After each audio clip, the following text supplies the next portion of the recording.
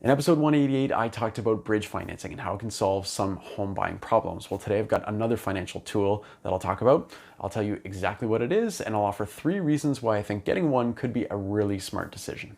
But I'll have to start off by saying that what I'm about to tell you are my ideas and some information, but not advice. To get advice, you should seek out the opinion of a mortgage professional and or a financial advisor. So the tool I want to share with you is called a HELOC. It stands for Home Equity Line of Credit. It's a secured form of credit where the lender uses your home as assurance that you'll pay back what is loaned to you. Think of it like a credit card, except the interest rates are way lower and the amounts that you can borrow are way higher. A HELOC offers a ton of financial flexibility, but it's something you have to set up when you refinance your home. So you only have so many opportunities, at a low cost at least, to apply and have one available.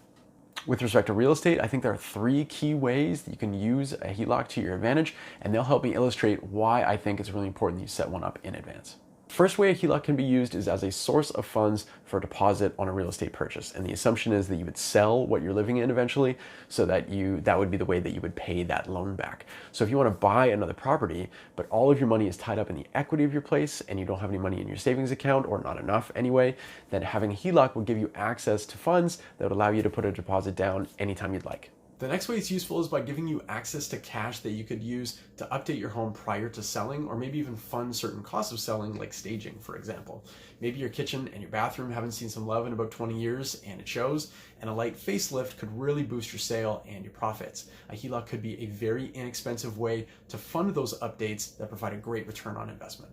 Lastly, let's say you want to buy an income property as an investment, or maybe a second property like a cottage, but you'll be remaining in your current home. So since you're not selling, the equity in your property is still going to be tied up, but you'll need access to a significant amount of money in order to fund the next purchase. So having that HELOC could be a great way to come up with down payment funds for that second property.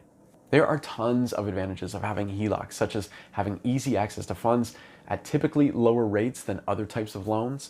The minimum payment is usually just the interest generated on the amount that you've borrowed, and there aren't any repayment penalties if you want to pay it back quickly.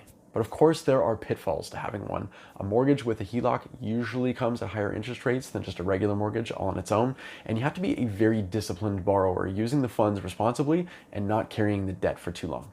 So when it comes time to refinancing your property when your mortgage term is up, consider speaking to a mortgage expert about whether setting up a HELOC is right for your situation or not.